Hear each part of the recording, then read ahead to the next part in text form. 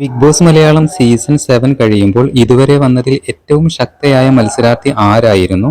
7 സീസണുകളിലെയും പ്രേക്ഷകരുടെ വലിയ പിന്തുണ ലഭിച്ച മത്സരാർത്ഥികളുടെ ഫോട്ടോ പങ്കുവച്ച ഇൻസ്റ്റഗ്രാമിൽ വന്നൊരു ഫോട്ടോയെക്കുറിച്ച് ബിഗ് ബോസ് ചരിത്രത്തിൽ ഇല്ലാത്ത രാജ്ഞിമാർ എന്നാണ് ബിഗ് ബോസ് മലയാളം സീസൺ 3യിലെ കണ്ടസ്റ്റന്റായിരുന്ന ഡിംപിൾ പാൽ കമന്റ് ചെയ്തിരിക്കുന്നത്.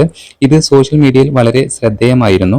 ഡിംപിൾ പറഞ്ഞിരിക്കുന്നത് ഇങ്ങനെയാണ്: ബിഗ് ബോസ് സീസൺ 1ലെ റണ്ണറപ്പായ പേളി മാണി, സീസൺ 5ലെ ഫസ്റ്റ് റണ്ണറപ്പായ റെനീഷ റഹ്മാൻ, സീസൺ 6ലെ ശ്രീതു ജാസ്മിൻ, സീസൺ 7ലെ നൂറ എന്നിവരുടെ ഫോട്ടോകൾ ചേർത്തായിരുന്നു ബിഗ് ബോസ് ചരിത്രത്തിലെ കിരീടമില്ലാത്ത രാജ്ഞിമാർ എന്ന് ഡിംപിൾ കമന്റ് ചെയ്തിരിക്കുന്നത്.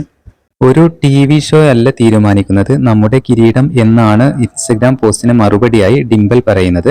Big Boss edited BGM show അല്ല എന്നെ ഡിംപിൾ പാൽ ആക്കിയത്. ഓരോ പാർട്ടിസിപ്പൻസ് ആണ് BB ഷോ ആക്കിയത്. രാജാവും രാജ്ഞിയുമായാണ് നമ്മളെല്ലാവരും ജനിച്ചിരിക്കുന്നത്. ഇങ്ങനെയാണ് ഡിംപിൾ കമന്റ് ബോക്സിൽ കുറിച്ചിരിക്കുന്നത്. ബിഗ് ബോസ് സീസൺ 3യിലെ ശക്തയായ മത്സരാർത്ഥിയായിരുന്ന ഡിംപിൾ ക്യാൻസറിനെതിരെ പൊരുതുന്നവർക്കുള്ള പ്രചോദനം കൂടിയായിരുന്നു.